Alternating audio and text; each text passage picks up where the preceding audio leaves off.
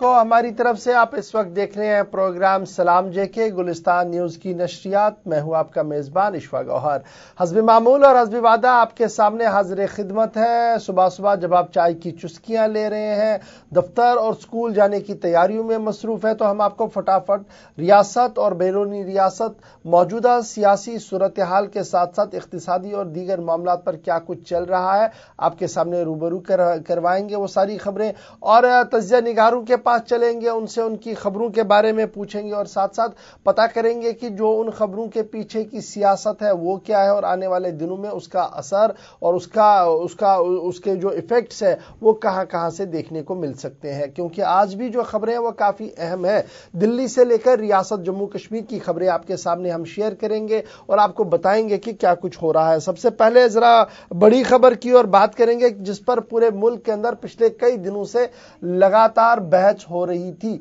और बहस इस चीज पर हो रही थी कि क्या दहशतगर्दी के खिलाफ और इंतहा पसंदी के खिलाफ सबको सफारा होकर एक होकर काम करना होगा। ये मुल्क के अंदर एक बड़ी बहस चल रही थी और उसके साथ साथ बैनुल-अक़वामी सतह पर भी इस तरीके की आवाजें सुनाई दे रही थी कि इंतहा पसंदी और दहशतगर्दी को परवान चढ़ाने के रास्ते जो है वो मुंजमिद होने चाहिए, वो बंद होने चाहिए और साथ साथ जो लोग लगातार इस तरीके की कार्रवाइयां करते हैं उनके खिलाफ भी कार्रवाई होनी चाहिए। स्पेशली पुलवामा हमले के बाद सूरत हाल जो है वो बैनुल-अक़वामी सतह पर थोड़ी सी तब्दील होती हुई नजर आ रही थी और पुलवामा हमले के बाद फ्रांस, यूके की तरफ से इस बात को सामने रखा गया था कि भारत के अंदर इंतहा पसंदी और दहशतगर्दी और बिलखुसूस पुलवामा हमले में जो लोग मुलविस हैं उनके खिलाफ कार्रवाई होनी चाहिए और भारत सरकार की तरफ से भी लगातार डिप्लोमेटिक चैनल्स को खोलते हुए बैनुल-अक़वामी इदारों के साथ राब्ते में भारत सरकार रही और अपना व्यू पॉइंट और अपने एतराजात, सवालात और सब चीजें जो है वो उनके सामने रखी, जिसके बाद सबकी नजरें अक़वाम मुत्तहिदा पर थी। क्योंकि अक़वाम मुत्तहिदा के अंदर ज़ैली कमेटी जो इंतसाद दहशतगर्दी के हवाले से काम करती है, ग्लोबल टेररिज्म को नॉमिनेट करती है, उस हवाले से कमेटी का इजलास होने था और उससे पहले फ्रांस और यूके की तरफ से मुश्तरका तौर पर एक करारदाद सामने रखी गई जिसमें यह कहा गया कि जैश मोहम्मद तंजीम जो है और उसके सरबराह जो है उनके खिलाफ कार्रवाई होनी चाहिए। लेकिन यह पहला मौका नहीं था जब जैश मोहम्मद और उसके सरबराह के खिलाफ कार्रवाई की बात कही जा रही थी। मसूद अजहर को ग्लोबल टेररिस्ट मानने के हवाले से, बैनुल-अक़वामी सतह पर उसे दहशतगर्द करार देने के हवाले से और उनके असासों को मुंजमिद करने के हवाले से यह पहला मौका नहीं था, बल्कि इससे पहले भी 3 बार इस तरीके की कोशिशें की गई थी और आज ये चौथा मरहला था कि मसूद अजहर के खिलाफ करारदाद जो थी वो सामने रखी गई थी। और इस करारदाद को देखते हुए रात भर सबकी नजरें मीडिया पर थी, सबकी नजरें अक़वाम मुत्तहिदा के उस इजलास पर थी कि क्या कुछ वहां से होगा। क्योंकि पहले पहले इस तरीके के आसार नुमाया हो रहे थे कि शायद वीटो पावर जिनके पास है उनमें चाइना एक अहम तरीन मुल्क है जिसने आज तक 3 बार मसूद अजहर पर टेक्निकली सवालात उठाए और जिसकी वजह से उन पर पाबंदी आयद नहीं हुई। शायद इस बार ऐसा नहीं होगा, लेकिन at the end of the day रात 2:30 बजे के आसपास ही, जब हमारे मुल्क के अंदर 2:30 बजे थे, तो उस वक्त यह मामला सामने आया कि मसूद अजहर को एक बार फिर टेक्निकल बुनियादों पर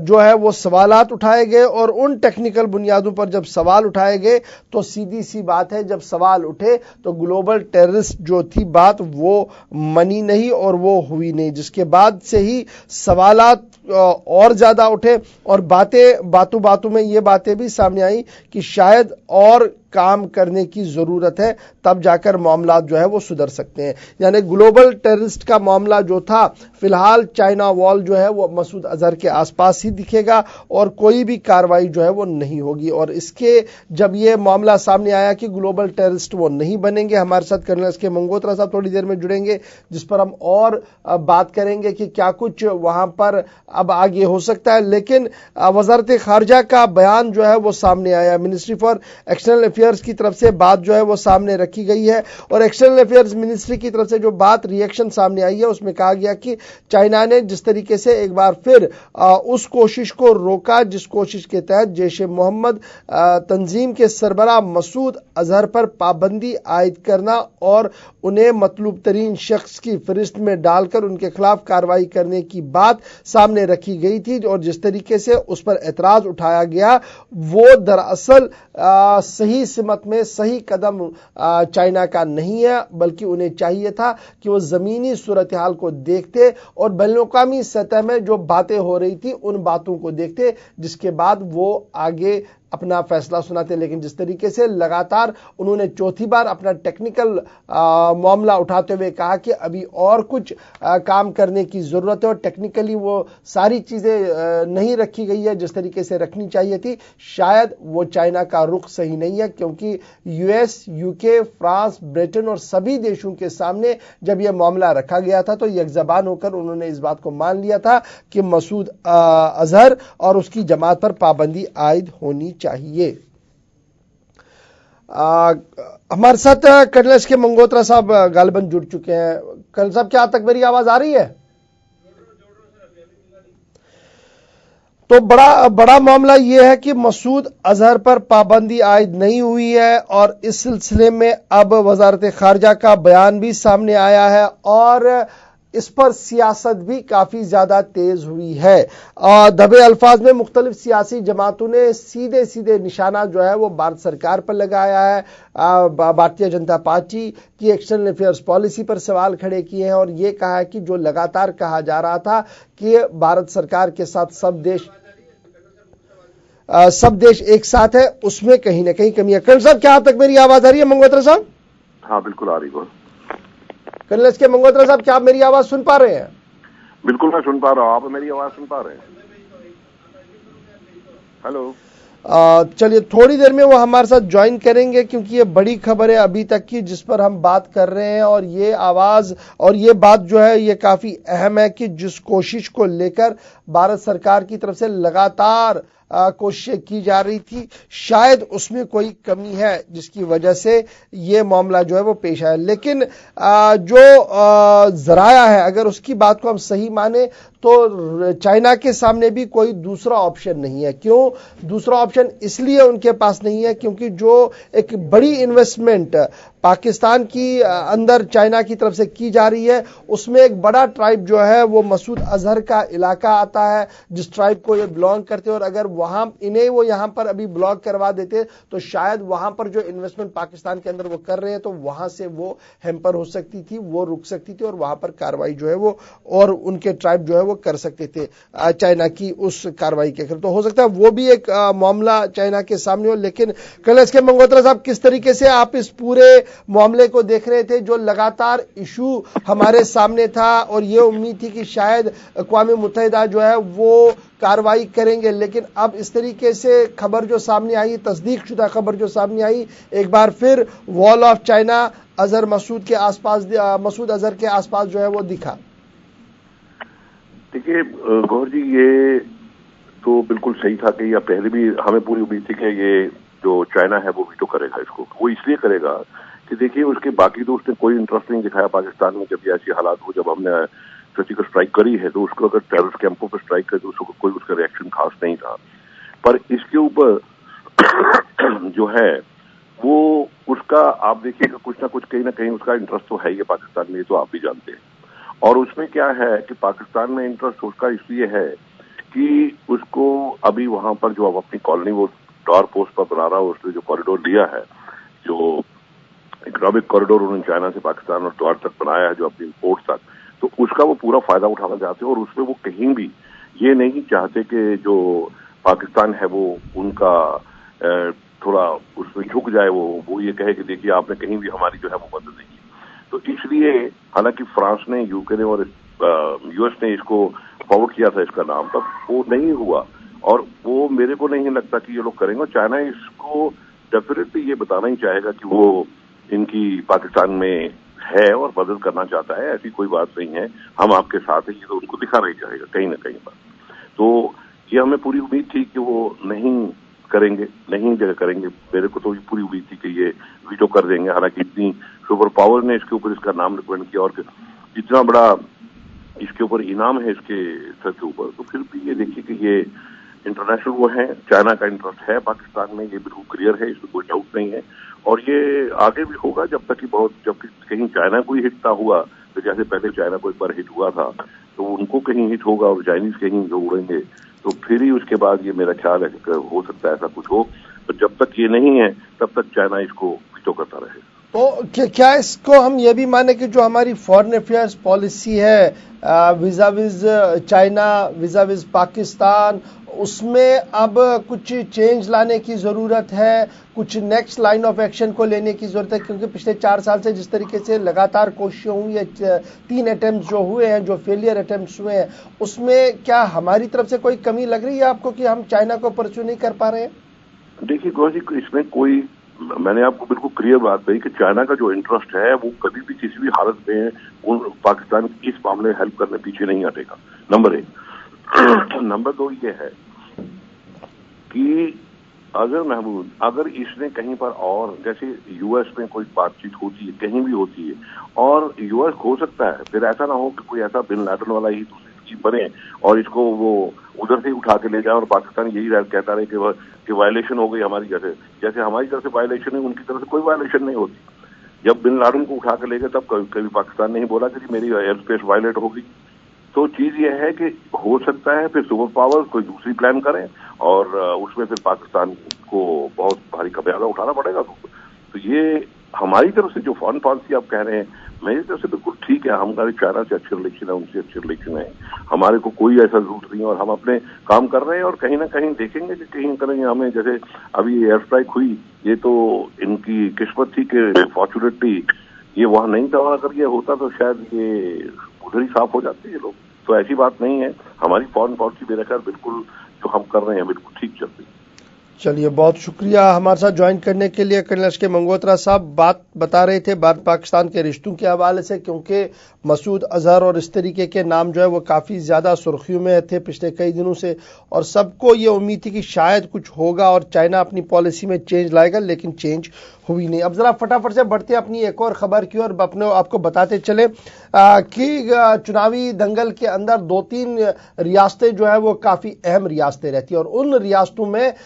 उत्तर प्रदेश का भी एक अहम रोल बनता है। और माना जा रहा है कि अगर दिल्ली में आपने सियासत करनी है तो आपकी चाबी जो है वो उत्तर प्रदेश से ही खुलती है, उस ताले की चाबी जो है वो उत्तर प्रदेश से खुलती है। इसलिए हर एक पॉलिटिकल पार्टी जो है वो सबसे अहम फोकस जो है वो उत्तर प्रदेश पर लगाती है, जहां से 80 लोकसभा सीटें है। तो इस बार हम जरा कांग्रेस की पहले हम बात करें। कांग्रेस ने अपना दूसरा लिस्ट जो है वो जारी कर दिया है और अपने दूसरे लिस्ट के अंदर राजबब्बर, श्री प्रकाश जायसवाल, प्रिया दत्त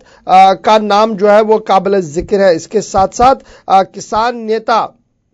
कांग्रेस चीफ जो है नाना पोटले फ्रॉम नागपुर से वो होंगे, former union minister Milind Deora Mumbai south से होंगे, संजय सिंह सुल्तानपुर से होंगे, सावित्रीबाई फूले जो होंगी जिन्होंने पिछले दिनों बीजेपी छोड़कर कांग्रेस को ज्वाइन किया है, उन्हें भी टिकट दिया गया है और वो भी जो है उनका नाम जो है वो क्लियर किया गया है। प्रिया दत्त का नाम जो है वो क्लियर किया गया। सुशील कुमार शिंदे नाम है इस दूसरे लिस्ट के अंदर, शिव प्रकाश जायसवाल का नाम है, राजबब्बर का नाम है। तो कुल मिलाकर 21 कैंडिडेट्स की दूसरी लिस्ट जो है वो उत्तर प्रदेश के लिए जारी कर दी गई है और कुल मिलाकर 27 नाम जो है वो फिलहाल कांग्रेस की तरफ से उत्तर प्रदेश के अंदर सामने रखे गए हैं। लेकिन नाम तो सामने आ गया है, लेकिन बड़ा सवाल यह है कि जो बड़ा इत्तेहाद बनाने की बात उत्तर प्रदेश के अंदर हो रही थी, जिसमें कांग्रेस के लिए सिर्फ 2 सीटें समाजवादी पार्टी और बहुजन समाज पार्टी की तरफ से रखी गई थी, उन्होंने अब उस महाज के खिलाफ भी अपने कैंडिडेट्स उतारे हैं। यानी सीधी सी बात है कि वोट जो है वो अब पूरी तरफ से बिखरेगा। जो डिसेंट वोट भी था, एग्रेशन वाला वोट भी था, नाराज वाला वोट भी था, वो देखना होगा कि वो किसकी ओर जाएगा। लेकिन कांग्रेस जहां एक तरफ से बीजेपी के साथ लड़ेगी, वहीं पर अखिलेश और मायावती के खिलाफ भी वो अपने कैंडिडेट्स जो है वो उतारने का मन बना चुकी है। और कल जिस तरीके से कैंडिडेट्स की अनाउंसमेंट हुई है वो ये साफ दिखा रहा है कि आने वाले दिनों में उत्तर प्रदेश के अंदर चुनावी दंगल जो है वो काफी ज्यादा तेज होगा। तो ये कांग्रेस की उत्तर प्रदेश की बात है। लेकिन कांग्रेस ने कल एक और दावा पेश किया और राजस्थान के वजीर आला की तरफ से यह दावा पेश किया गया है। इस दावे को खबर बनाने के लिए हमने इसलिए इसका इंतखाब किया है क्योंकि इसका असर जो है वो आप आज से देखना शुरू करेंगे। क्यों? क्योंकि दावा पेश किया गया है वजीर आला राजस्थान की तरफ से, अशोक गहलोत साहब की तरफ से, कि ये पहली बार नहीं हुआ है जब सर्जिकल स्ट्राइक हुआ हो, बल्कि आज तक 15 बार कांग्रेस टेन्योर में सर्जिकल स्ट्राइक हुए हैं। ये बात राजस्थान के वजीर आला अशोक गहलोत साहब का दावा है कि कांग्रेस ने अपने टेन्योर में तकरीबन 15 मरतबा मुख्तलिफ मकामात पर पाकिस्तान पर सर्जिकल स्ट्राइक किए हैं, लेकिन सरकार कभी भी डंडूरा नहीं पीटती थी क्योंकि इंटरनल सिक्योरिटी का मामला है। लेकिन जिस तरीके से बीजेपी ने अपने सर्जिकल स्ट्राइक्स का डंडूरा पीटा और बातें सामने रखी है, वो ये साफ दिखा रहा है कि नेशनल सिक्योरिटी, इंटरनल सिक्योरिटी पर भारतीय जनता पार्टी किस तरीके से सियासत करना चाहती है। अशोक गहलोत ने सिर्फ यहीं पर नहीं रुके, बल्कि उन्होंने कहा कि कांग्रेस ने पाकिस्तान के खिलाफ जो रुख इख्तियार किया था उसी का नतीजा बांग्लादेश भी है और उसी का नतीजा और वो सारी चीजें हैं जिनको लेकर आज बुलाने की कोशिश की जा रही है। सीधे सीधे निशाना बीजेपी, आरएसएस और सीधी बात यह है कि चुनाव है और चुनाव के दौरान सर्जिकल स्ट्राइक्स के बाद जो पुलवामा हमले के बाद सूरत हाल बनी हुई थी, जिसमें यह कहा जा रहा था कि पुलवामा हमले के बाद हवा जो है वो बदली है देश के अंदर और बीजेपी की मजबूत पोजीशन हो रही है, शायद उसका अंदाजा कांग्रेस को लग गया है और यही वजह है कि अशोक गहलोत को मैदान में उतारा गया, जिन्होंने इस बात का दावा पेश किया कि कांग्रेस टेन्योर में आज तक 15 बार सर्जिकल स्ट्राइक हुई है। चुनाव है, चुनाव में सब बातें करेंगे और उन बातों का असर कितना वोटर पर पड़ेगा ये तो आने वाला वक्त बताएगा। लेकिन सियासत से हटते हटते अब हमको ये भी बताते चले कि अगर आप हवाई सफर कर रहे हैं तो आप होशियार हो जाइए, क्योंकि आज और लगातार पिछले दिनों भी हमने देखा था कि बहुत सी फ्लाइट्स कैंसिल हो रही हैं, लेकिन अब जो बात सामने आ रही है तकरीबन 30 से 35 फ्लाइटें स्पाइस जेट रोजाना कैंसिल कर सकता है और आज से यह सिलसिला जो है वो शुरू हुआ है। स्पाइस जेट जो सबसे बड़ा जो हवाई जहाज कंपनी है, उन्होंने अपने हर दिन 30 से 35 फ्लाइटों को कैंसिल कर दिया है और डीजीसीए इस पूरे मामले पर नजर रखे हुए हैं और एयरफेयर ना बढ़े, किराया में इजाफा ना हो, इस हवाले से भी नजर जो है वो डीजीसीए की तरफ से रखी गई है। क्योंकि बोइंग 737 को डाउन करने की बात जो कल सामने रखी गई थी, वो सबका असर जो है वो सारे फ्लाइट्स पर पड़ रहा है, जेट एयरवेज पर भी पड़ रहा है और बोइंग ने अपने फ्लाइट्स को कैंसिल जो है वो कर दिया है। तकरीबन 35 फ्लाइटें आज कैंसिल हो गई और अचानक ये कैंसिल रात को जो है डिसीजन ले लिया गया, जिनमें दिल्ली अहमदाबाद, हैदराबाद मुंबई, मुंबई कोची, हैदराबाद बेंगलुरु, बेंगलुरु मदुरई, चेन्नई गुवाहाटी, चेन्नई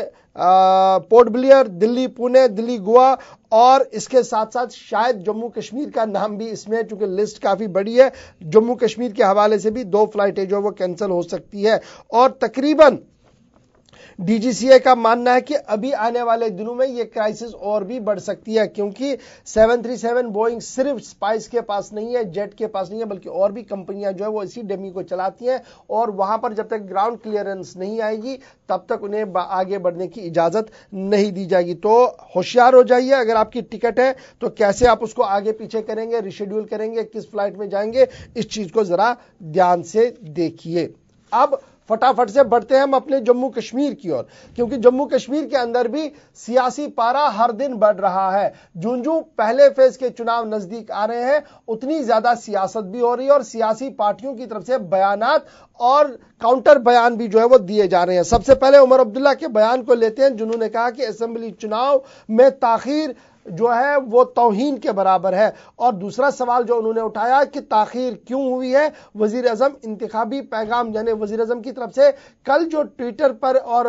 पैगाम दिया गया था जिसमें उन्होंने ये कहा था कि सभी लोग, पार्टियां जो है वो नेशनल इंटरेस्ट को नजर में रखते हुए वोटर्स को वोट पोलिंग बूथ तक लाए और पोलिंग को ज्यादा से ज्यादा करवाएं और जमहूरियत की जड़ों को मजबूत करवाएं। उसी पर उमर अब्दुल्ला का एक के बाद एक ट्वीट आया है, कहा कि एक तरफ से जमहूरियत की जड़ों को मजबूत करने की बात हो रही है, वहीं दूसरी तरफ जम्मू कश्मीर के लोगों को बुनियादी हकूक, जो वोट का हक का वोट है, रियासत के अंदर अपनी हुकूमत बनाने का जो उन्हें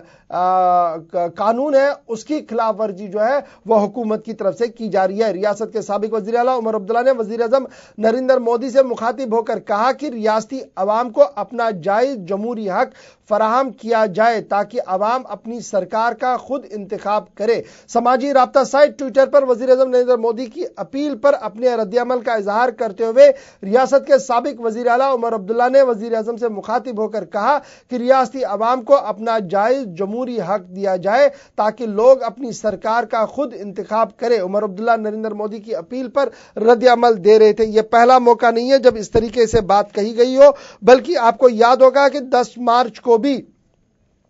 इसी तरीके का रद्द-ए-अमल जो है वो साबिक वजीर आला की तरफ से दिया गया था और यह कहा गया था कि वजीर-ए-आज़म साहब ने पाकिस्तान, हुर्रियत और मिलिटेंटों के सामने सरेंडर किया, क्योंकि 10 तारीख को इस बात का ऐलान हुआ कि था कि जम्मू कश्मीर के अंदर सिर्फ एक तरह के चुनाव होंगे, यानी लोकसभा के चुनाव होंगे और स्टेट असेंबली के चुनाव नहीं होंगे। उसके बाद समाजी राब्ता साइट पर उमर अब्दुल्ला का ट्वीट आया था जिसमें उन्होंने सीधे से निशाना वजीर-ए-आज़म को बनाया था और कहा था कि यह सीधे सीधे सरेंडर है पाकिस्तान, हुर्रियत और मिलिटेंटों के सामने। उसके साथ साथ एक और ट्वीट उन्होंने उसके बाद किया और कहा था कि आज मोदी जी का 56 इंच का सीना कहां पर है, और जिस तरीके से लोकसभा के चुनाव करवाए जा रहे हैं और असेंबली में यह कहा जा रहा है कि सिक्योरिटी कंसर्न्स है, उनकी समझ से यह चीज बाहर है। यानी जितने दिन गुजर रहे हैं, जितने पहले चुनाव के मरहले सामने आ रहा है, फर्स्ट फेज आ रहा है, उतनी ज्यादा सियासत भी हो रही है। इसी सियासत के बीच अब अगर बात करें पीपल्स डेमोक्रेटिक पार्टी की, तो पीपल्स डेमोक्रेटिक पार्टी का भी बयान और उनकी सरगर्मियां जो है वो काफी नजर में रखनी पड़ेंगी, क्योंकि वो भी एक इंपॉर्टेंट प्लेयर जम्मू कश्मीर के अंदर है और उनकी तरफ से कल से बाज़ाब्ता तौर पर इंतखाबी दंगल शुरू हो गया है। कल बारामूला के जो नामजद उम्मीदवार उनके हैं, उनकी तरफ से अवामी इज्तिमा का इनेकाद किया गया था जिसमें साबिक वजीर आला महबूबा मुफ्ती समेत साबिक काबीनी वज़रा और पार्टी के लीडरान शामिल थे। तो वहां पर उन्होंने अपनी बात कही और बात कहते कहते वो कह गए कि एनआईए की आमद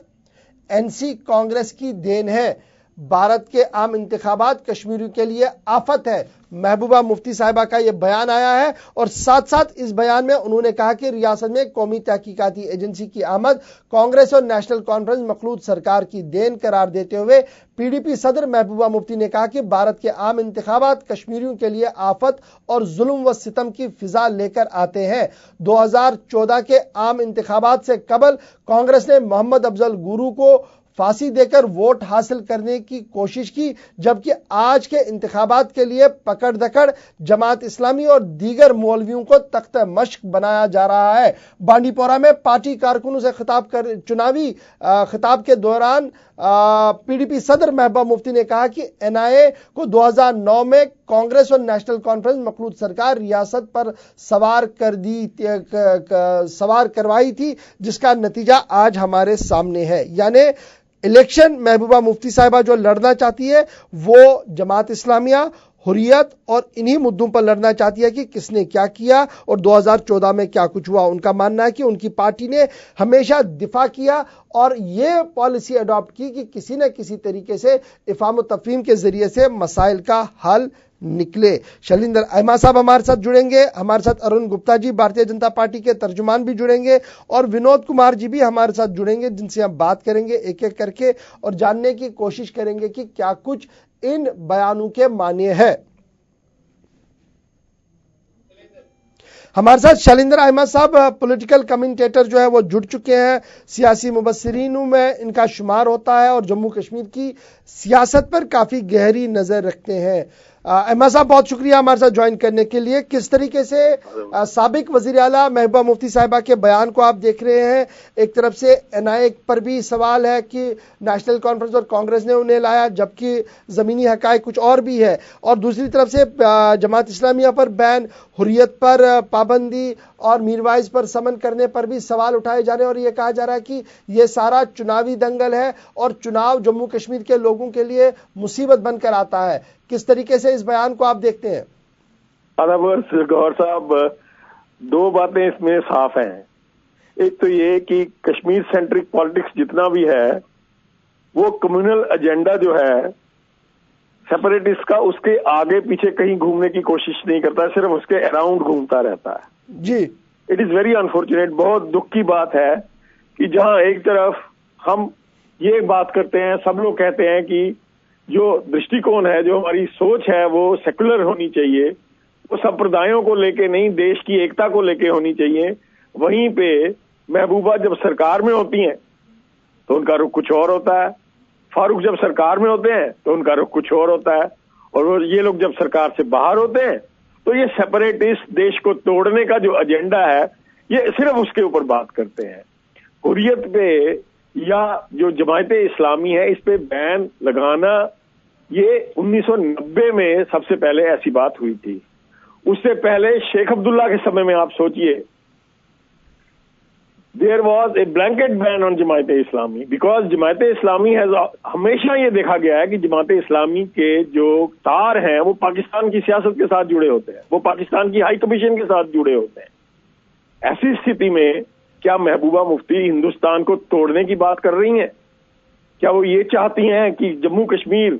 अलग हो जाए और पाकिस्तान के साथ जुड़ जाए? ये तो कभी होगा नहीं, ना हो पाएगा। महबूबा मुफ्ती जैसे लोग जो हैं या फारूक जी जैसे लोग जो हैं, both these parties, Kashmir centric party, इनको जब तक अपने पॉलिटिक्स को ये नेशनलिस्ट और सेकुलर डायमेंशंस पे नहीं लाएंगे, मुझे नहीं लगता तब तक जब कश्मीर का कोई सोल्यूशन निकल सकता है। अगर कश्मीर को बर्बाद करना है लोगों ने तो उसका मुझे बहुत अफसोस है। ठीक है शैलेंद्र जी, क्या आपको लगता है कि चुनावी दंगल का आगाज कल से उन्होंने किया और जिन मुद्दों पर उन्होंने बात की, ये किसी भी तरीके से पीपल्स डेमोक्रेटिक पार्टी को फायदा पहुंचा सकती है घाटी के अंदर और घाटी के बाहर, जम्मू के अंदर? गौहर जी, मेरा अपना यकीन है कि कश्मीर का इलेक्टोरेट जो है वो समझदार इलेक्टोरेट है, वो अपना फायदा देखेगा। उसमें वो फायदा सेपरेटिस्ट के साथ रह के अगर उसको लगेगा है तो वो सेपरेटिस्ट को वोट देगा, उसमें महबूबा जी को और उनको फारूक अब्दुल्ला जी को दोनों को वोट जा सकते हैं। और अगर वो नेशनलिस्ट होगा, अगर उसकी सोच नेशनलिस्ट विचारधारा की होगी तो ये वोट कांग्रेस या बीजेपी को जाएगा। ये सारा मसला जो है ये कश्मीर सेंट्रिक पॉलिटिक्स ने हमारी स्टेट को बर्बाद करके रखा है।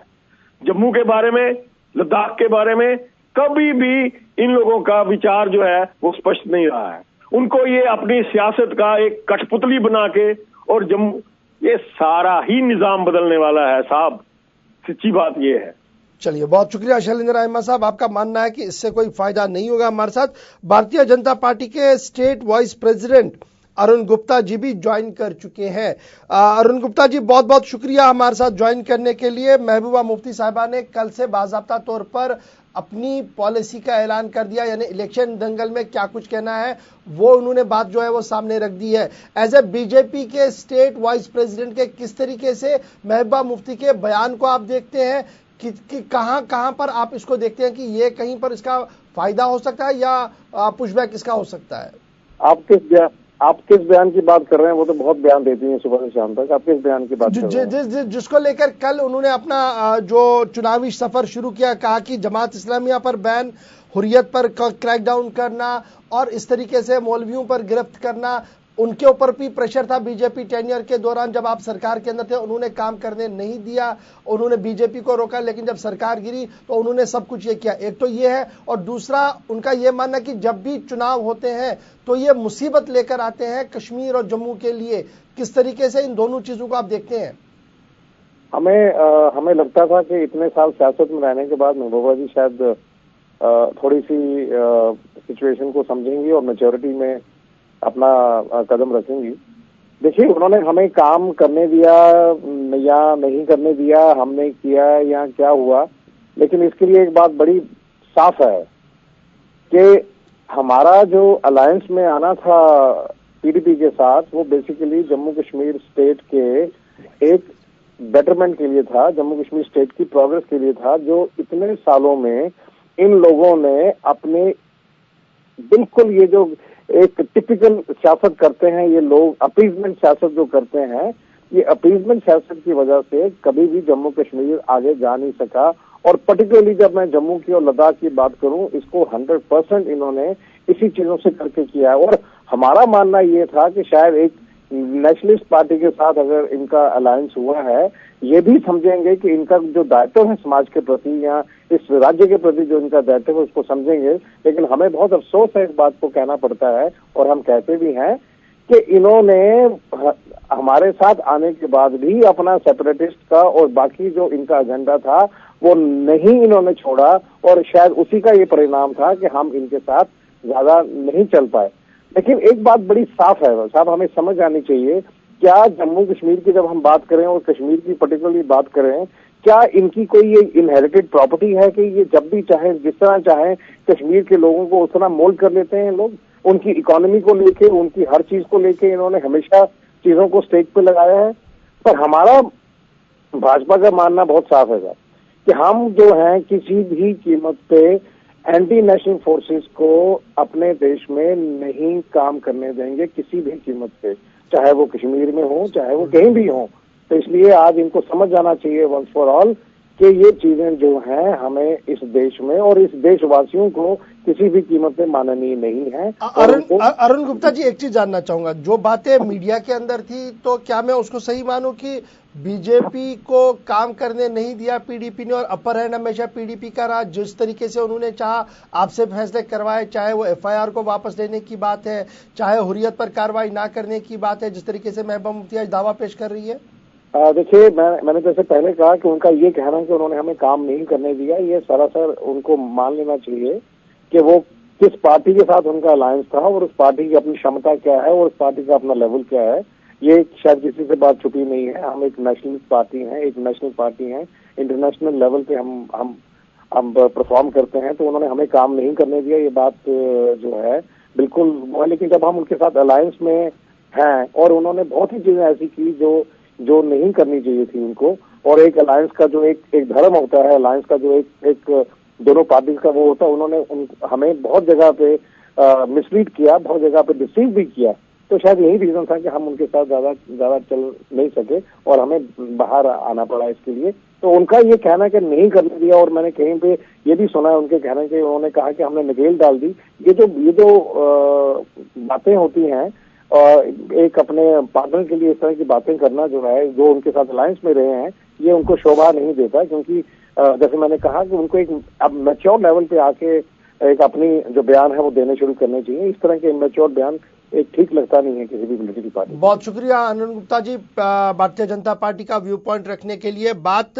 साबिक वजीर आला महबूबा मुफ्ती के बयान की हम कर रहे हैं, जिसमें उनकी तरफ से ये दावा पेश किया गया कि उन पर दबाव था उनकी सरकार के दौरान कि मीरवाइज, गिलानी, यासीन मलिक, हुर्रियत, इन पर कार्रवाई हो, लेकिन उन्हें करने नहीं दी और उन्होंने कहा कि वक्त नहीं है। उसके बाद उन्होंने अफजल गुरु का भी कल जिक्र किया और कहा कि कांग्रेस ने इख्तिदार में आने के लिए अफजल गुरु को फांसी दी है और आज जो एयर स्ट्राइक और जिस तरीके का माहौल बनाने की कोशिश की जा रही है, यह दरअसल बीजेपी चुनावी दंगल के हिस्सा बनाकर आगे बढ़ना चाहती है। बड़ा इंपॉर्टेंट बयान आया है और इस बयान को किस तरीके से ग्राउंड पर देखा जाए, विजाविज पॉलिटिकल और सोशल लोग इसे किस तरीके से देखेंगे। हमारे साथ विनोद कुमार जी भी ज्वाइन कर चुके हैं, हमारे senior news editor. Vinod ji, किस तरीके से साबिक वजीर आला महबूबा मुफ्ती के बयान को आप देख रहे हैं, जहां पर अफजल गुरु का भी नाम सामने रखा गया, जहां पर मीरवाइज उमर फारूक पर एनआईए की समन का नाम भी सामने रखा गया, जहां पर जमात इस्लामिया पर पाबंदी की भी मुखालफत की गई और कहा गया कि दबाव के बावजूद भी उन्होंने ये काम नहीं किया। तो ये प्रो सेपरेटिस्ट रोया अडॉप्ट करके महबूबा मुफ्ती साहिबा क्या वोट ले सकती है आज जम्मू कश्मीर के अंदर? कि अगर प्रो सेपरेटिस्ट अप्रोच लेकर के पीपल्स डेमोक्रेटिक पार्टी चलती है तो कहीं ना कहीं डेंट जो भी पड़ेगा नेशनल कॉन्फ्रेंस को पड़ेगा। और साथ मुझे ऐसा भी लगता है कि मैच फिक्स ना हो, क्योंकि इसका फायदा जम्मू में सीधा भारतीय जनता पार्टी को पड़ेगा, क्योंकि केंद्र सरकार के कहने पर ही ये शिकंजा कसा जा रहा है। अगर महबूबा मुफ्ती इस तरह के तीखे बयान देते हैं कि उनके टेन्योर में भी दबाव था कि सेपरेटिस्ट पर कार्रवाई की, लेकिन उन्होंने नहीं करने दिया, ये एज उनको मिलता है कश्मीर में टनल के उस पार। और टनल के इस पार जब भारतीय जनता पार्टी कार्रवाई कर रही है और ये मैसेज दे रही है कि सख्ती से कार्रवाई की जा रही है, उसको अपोज पीपल्स डेमोक्रेटिक पार्टी की तरफ से किया जाए तो उसका बेनिफिट बीजेपी को मिलेगा। कश्मीर में पीपल्स डेमोक्रेटिक पार्टी को मिलेगा और डेंट पड़ेगा सीधा नेशनल कॉन्फ्रेंस को, और जम्मू में कांग्रेस को डेंट पड़ेगा और बेनिफिट जो है बीजेपी को मिलेगा। विनोद जी, तो क्या मैं इस बात को ऐसे भी लूं जो कल नेशनल कॉन्फ्रेंस की तरफ से बयान जारी किया गया, उसमें कहा गया कि बीजेपी पीडीपी इत्तेहाद तो टूट गया है, लेकिन हैंड इन ग्लव्स आज भी ये एक ही है और रियासत के अंदर इनकी पॉलिसी एक जैसी है। तो अगर इसी नैरेटिव को मैं देखूं तो क्या नेशनल कॉन्फ्रेंस इस बात की भनक लग गई है कि क्या कुछ हो रहा है? देखिए, जिस तरीके से परिस्थितियां बन रही हैं, जिस तरीके से बयानबाजी पीपल्स डेमोक्रेटिक पार्टी की आ रही है, इससे कहीं ना कहीं लगता है कि अभी भी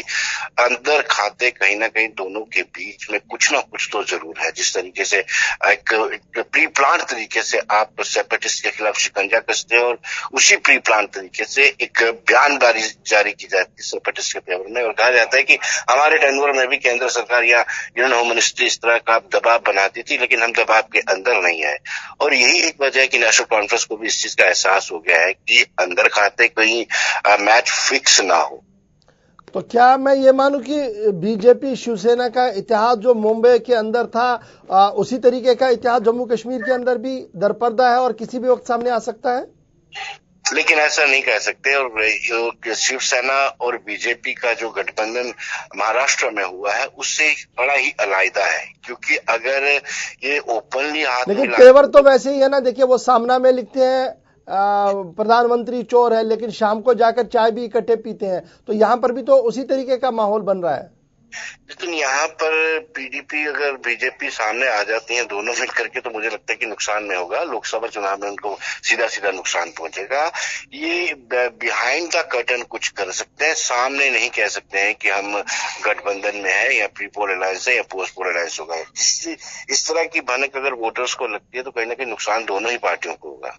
नुकसान दोनों पार्टियों को होगा, लेकिन दरपर्दा कोई ना कोई सियासत है जो इस तरीके से बयानबाजियां हो रही हैं। बहुत बहुत शुक्रिया विनोद जी हमारे साथ जुड़ने के लिए। लेकिन एक खबर पर आपकी टिप्पणी जरूर लेना चाहूंगा। खबर आ रही है कि 32,000 एम्प्लॉयज जो है वो उन्होंने फैसला लिया। वो एम्प्लॉय जो डेली वेजर्स थे, जिनके मामले अटके हैं, जो पूरे नहीं हुए सरकार के फैसले के बावजूद भी, उनका मामला ये है कि अब वो साबिका हुकूमत यानी पीपल्स डेमोक्रेटिक पार्टी और भारतीय जनता पार्टी के खिलाफ कैंपेनिंग में आएंगे और लोगों को बताएंगे कि वो वोट ना करें, अगर करें भी तो कैसे करें। अगर इस खबर को हम बेस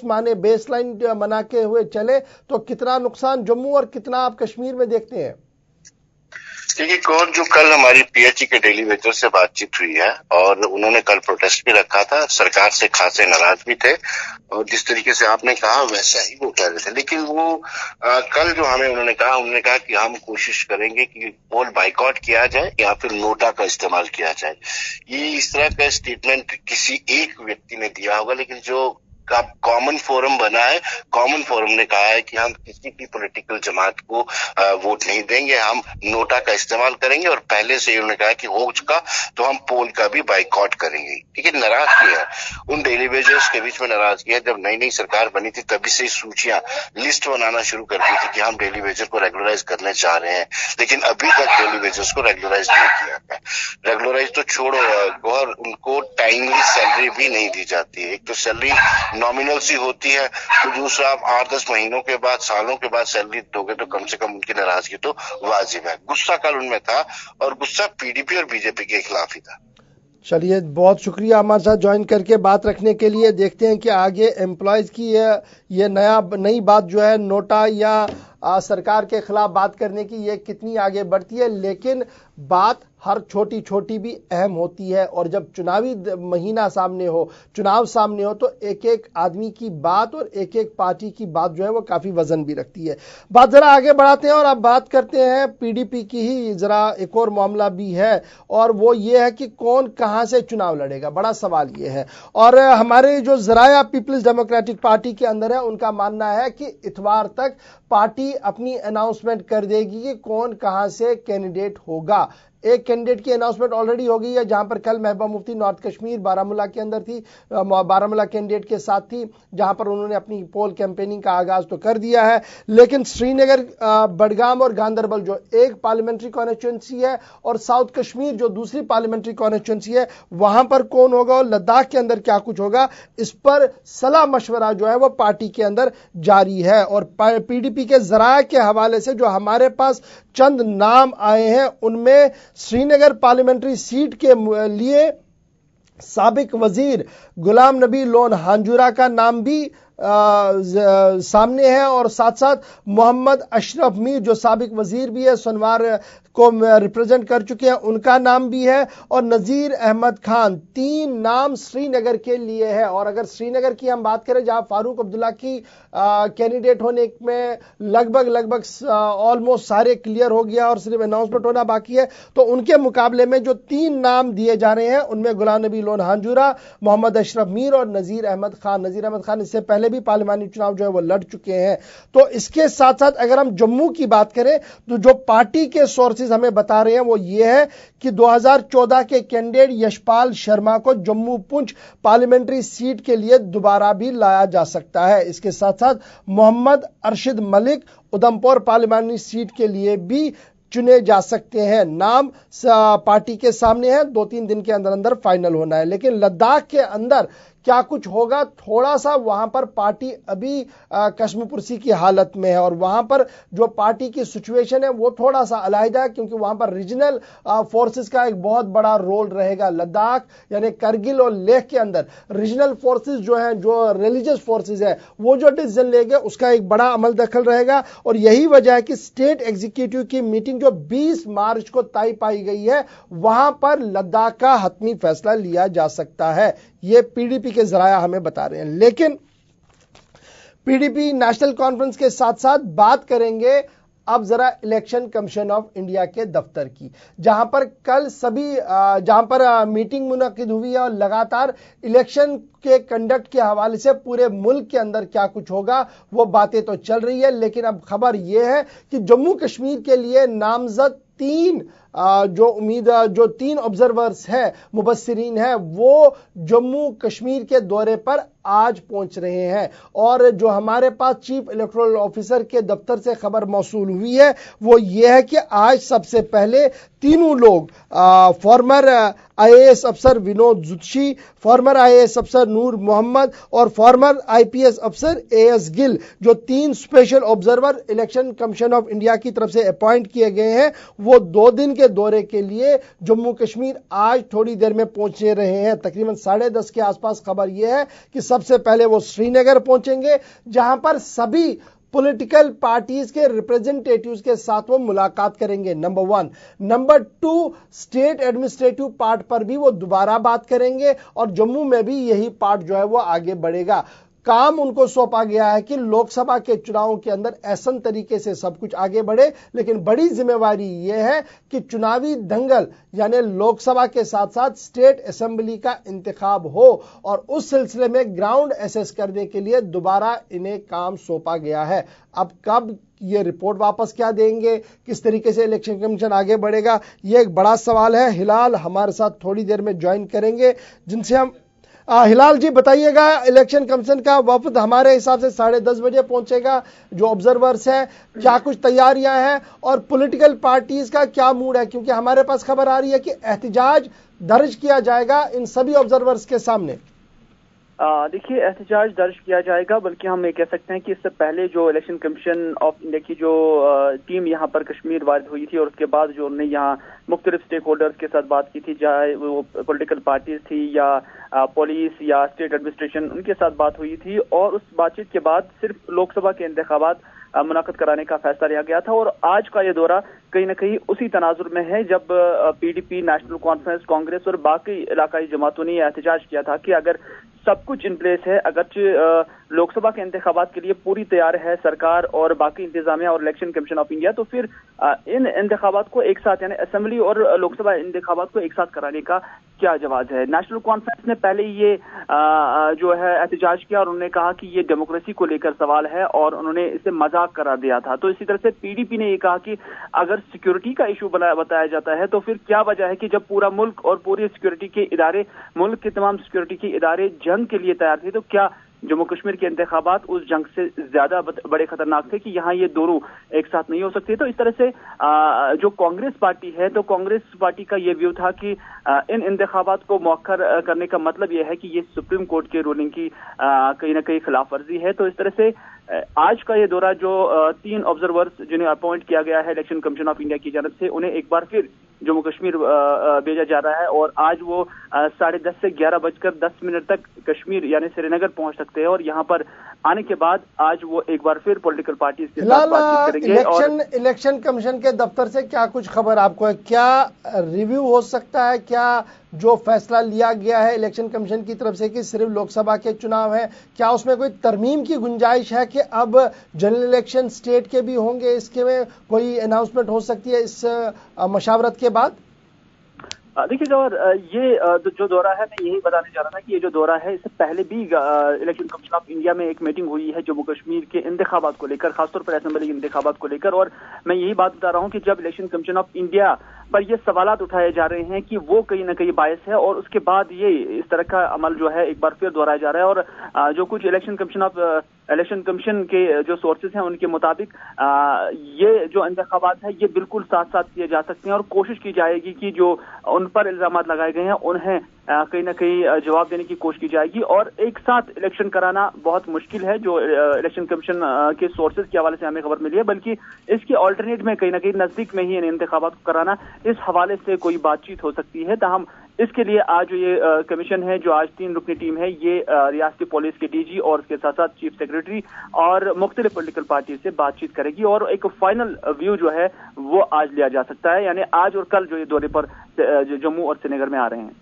चलिए, बहुत शुक्रिया, आप नजर बनाए रखें। दोबारा आपके पास दिन में लौटेंगे तब आपसे जानकारी लेंगे कि क्या कुछ वहां पर पॉलिटिकल पार्टीज की तरफ से बात सामने रखी गई है। इससे पहले कि हम क्रॉस एलओसी ट्रेड के हवाले से बात करें, जमशीद मलिक हमारे साथ जुड़े, हमारे साथ अजय शान जुड़ेंगे, क्योंकि एनआईए की कार्रवाई जो है वो कल किश्तवाड़ में पूरे दिन चली। हम आपको ये भी बताते चले कि मुत्तहिदा मजलिस उलमा की तरफ से जो 16 मार्च को कश्मीर बंद की कॉल दे दी गई थी वो वापस ले ली गई, यानी अब 16 मार्च को कोई हड़ताल नहीं होगी। और यह माना जा रहा है कि मीरवाइज मौलवी मोहम्मद उमर फारूक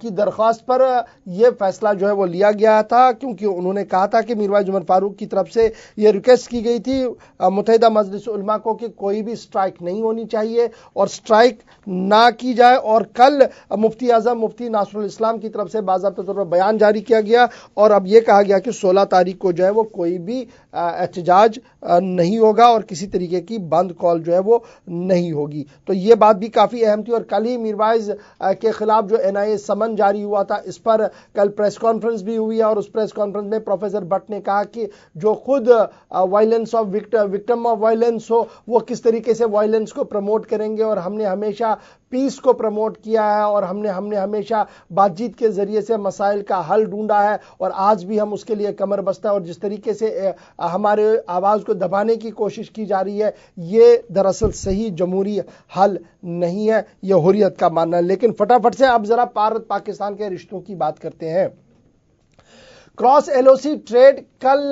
जो है वो एक बार फिर सुर्खियों में आया, क्योंकि कल पाकिस्तान की तरफ से बाद दोपहर एक बार फिर जबरदस्त मोर्टार शेलिंग की गई और शेलिंग के नतीजे में जहां रिहायशी मकानात आए, जहां रिहायशी इलाके आए, वहीं पर चकंदा बाग में कायम कॉमन फैसिलिटेशन सेंटर जो ट्रेड सेंटर वहां पर है वो भी आया और वहां पर भी कुछ गोले गिरे, जिसकी वजह से माना जा रहा है कि जो स्कैनिंग पार्ट है जहां पर ट्रकों को स्कैन किया जाता है उसे काफी नुकसान पहुंचा है। कल पाकिस्तान की तरफ से बिला इश्तियाल फायरिंग का सिलसिला शुरू किया गया जो पुंछ के मुख्तलिफ इलाकों के अंदर देखने को मिला, जिनमें जो शेलिंग हुई है तकरीबन 5 से 7 शेल जो है वो ट्रेड फैसिलिटेशन सेंटर चकंदा बाग के अंदर जा गिरे, जिसके बाद जोरदार धमाके वहां पर हुए हैं, जिसकी वजह से एक्सरे स्कैनिंग जो था और आसपास का एरिया जो है उसे काफी नुकसान हुआ है। और आपको यह भी हम बताते चले कि यह पहला मौका नहीं है जब भारत पाकिस्तान के बीच शेलिंग होती थी, फायरिंग होती थी, लेकिन आज तक कभी भी चकंदा बाग के इस ट्रेड फैसिलिटेशन सेंटर को निशाना नहीं बनाया गया था, लेकिन कल निशाना लगा ट्रेड फैसिलिटेशन सेंटर। जिसके बाद आज की जो खबर है वो हमें जरा से थोड़ी देर में हमारे साथ जमशी जुड़ेंगे खबर की तस्दीक के लिए। यह कहा जा रहा है कि आज कॉमन ट्रेड जो दोनों साइडों के बीच में एलओसी पर चल रहा है शायद वो नहीं चलेगा। ये मैं इसलिए शायद बता रहा हूं क्योंकि थोड़ी देर में जमशीद हमारे साथ जुड़कर इस बात की तस्दीक करेंगे। आपको याद होगा कि साल 2008 में रावलाकोट और पाकिस्तान ज़ेर इंतज़ाम कश्मीर और पुंछ के बीच में ये पूरा तिजारत जो है वो शुरू की गई थी और इसी तिजारत के शुरू होने से ही ये जो तब से लगातार ये मामला जो था वो चल रहा था। लेकिन और ये ट्यूसडे, वेडनेसडे, थर्सडे और फ्राइडे यानी 4 दिन ये तिजारत जो है वो चलता है। लेकिन आज के हवाले से जो खबर है वो ये है कि शायद ये पूरा मामला जो है वो फिलहाल रुक सकता है, क्योंकि कल पाकिस्तान की तरफ से बिला इश्तियाल फायरिंग की गई है ट्रेड फैसिलिटेशन सेंटर पर। जमशीद मलिक हमारे साथ ज्वाइन कर चुके हैं। जमशीद, बताइएगा कि आज तिजारत होगी या नहीं होगी, पहला सवाल। और कल जो नुकसान हुआ था, क्या हतमी अब रिपोर्ट आपके पास है? कौन सी चीजें हैं जिनको कल नुकसान पहुंचा है? जी गौर जी, कल की गोलाबारी में ट्रेड सेंटर में जो एक्सरे मशीन का रूम है उसको नुकसान पहुंचा है और एक्सरे रूम की मशीन के साथ एक और छोटा सा शेड है उसको भी काफी नुकसान पहुंचा। उसके बाद आज जिस तरह कल गोलाबारी में शेड को नुकसान पहुंचा, तो उसके बाद आज ये चकानाबाद में ट्रेड नहीं होगा, क्योंकि ये कस्टोडियन ने कल पहले ही ऐलान कर दिया। इसको हम एहतियाती तौर पर कहें या गवर्नमेंट फैसला लें, क्योंकि आज हफ्ते में 4 दिन चलने वाला इस ट्रेड में आज तीसरा दिन था और जहां आज ये ट्रेस नहीं होगा, क्योंकि कल की गोलाबारी के बाद चकानाबाद सेंटर में जिस तरह नुकसान पहुंचा उसके बाद काफी देर के बाद हम देख रहे हैं कि ट्रेड जो है इस तरह बंद किया जा रहा है, जो गोलाबारी की वजह से ट्रेड बंद हो रहा है। क्योंकि अब गोलाबारी का असर जिस तरह लोगों पर, आम जिंदगी पर, लोगों की आम जिंदगी पर भी पड़ रहा था, अब इसका असर के आने वाले जिस तरह चल रहे लगातार चल रही है, इसका असर राय मिलन बस सर्विस के साथ साथ चकानाबाद में होने वाले ट्रेड पर भी पड़ना नजर आ रहा है। क्योंकि इस बार आज के दिनों के बाद ट्रेड एक बार फिर बंद करने का ऐलान किया गया, क्योंकि कल पाकिस्तान की जानिब से ट्रेड सेंटर को निशाना बनाकर गोलाबारी की गई थी, जहां बिलखुसूस जो एक्सरे मशीन सिस्टम है जहां से जमशीद, एक चीज जानना चाहूंगा कि आपने कहा कि फैसिलिटेशन सेंटर पर गोले पड़े और पहली बार इस तरीके से देखने को मिला कि फैसिलिटेशन सेंटर को निशाना बनाया गया, तो जो गाड़ियां उस पार से इस पार आई थी क्या वो कल वापस जा पाई या उन्हें भी रोक दिया गया है? जी गौर जी, जो गोलियां यहाँ थी यहीं रुक गई और जो वहां थी वहीं रुक गई, क्योंकि उसके बाद पाकिस्तान ने एक बार फिर गेट बंद कर दिया था, गाड़ियों को आने जाने के लिए बंद कर दिया था। क्योंकि गोलाबारी के दौरान अमूमन हम देखते हैं कि पाकिस्तान गेट बंद कर देता और चाहे वो राय मिलन बस सर्विस हो या ट्रक हो, इनको आने जाने में इजाजत नहीं दी जाती। और कल भी इस तरह पाकिस्तान ने गेट बंद कर दिया और कल के ट्रक भी इसी तरह खड़े ही रहे। मगर जिस तरह आज कस्टोडियन ने कल पहले ही ऐलान कर दिया था कि आज जुमेरात को यानी ट्रेड नहीं होगा, क्योंकि हफ्ते में सिर्फ 4 दिन चलता है, मंगलवार से शुक्रवार तक। आज तीसरा दिन था इसका जहां ट्रेड बंद होगा और कल के हालात पर बाद ही उनका ये कहना था कि हालात के बाद ही फैसला लिया जाएगा कि कल भी ट्रेड बहाल हो पाएगा या नहीं, क्योंकि पिछले कुछ दिनों से लगातार ही लाइन ऑफ कंट्रोल पर हालात काफी कशीदा बने हुए हैं, जिसका असर अब तिजारत पर भी पड़ना नजर आ रहा है। जी बहुत बहुत शुक्रिया जमशीद हमारे साथ ज्वाइन करके बात रखने के लिए। और चलते चलते आपको ये भी बताते चले कि कौमी तहकीकाती एजेंसी की तरफ से छापामार कार्रवाइयां जारी है और छापामार कार्रवाइयों के दौरान किश्तवाड़ के अंदर भी कल गिरफ्तारी हुई है और गिरफ्तार शुदा शख्स के कब्जे से माना जा रहा है कि असला मिला है, यानी AK-47 के कुछ कार्ट्रिज मिले हैं, जिसके बाद बाज़ाब्ता तौर पर कौमी तहकीकाती एजेंसी की दरख्वास्त पर पुलिस के पास एक FIR दर्ज कर दी गई है। इधर जिस शख्स की गिरफ्तारी हुई है उसके बारे में यह माना जा रहा है कि वो भारतीय जनता पार्टी का रुकन है और गुज़श्ता चंद महीने पहले बीजेपी के अंदर शामिल हुआ था। अगर बीजेपी की तरफ से बयान जारी करते हुए कहा गया कि NIA ने जिस शख्स को गिरफ्तार किया है उसका बीजेपी के साथ कोई ताल्लुक नहीं है, ताम सोशल मीडिया पर जो फोटोज वायरल हो रहे हैं वो ये साफ दिखा रहे हैं कि इस आदमी ने पहले ही भारतीय जनता पार्टी का दामन थाम लिया था और कल उसकी गिरफ्तारी जो है वो हुई है। बहरहाल इस पर मजीद गुफ्तगू हम अपने 11:30 बजे वाले बुलेटिन में करेंगे, क्योंकि इस वक्त प्रोग्राम सलाम JK का वक्त यहां पर इख्तिताम पजीर हुआ चाहता है। अपने मेजबान को आप देंगे इजाजत, इस उम्मीद के साथ कि कल सुबह 8:30 बजे होगी आपसे फिर मुलाकात प्रोग्राम सलाम JK में। जब तक के लिए आप अपना पूरा ख्याल रखिए। अल्लाह हाफिज।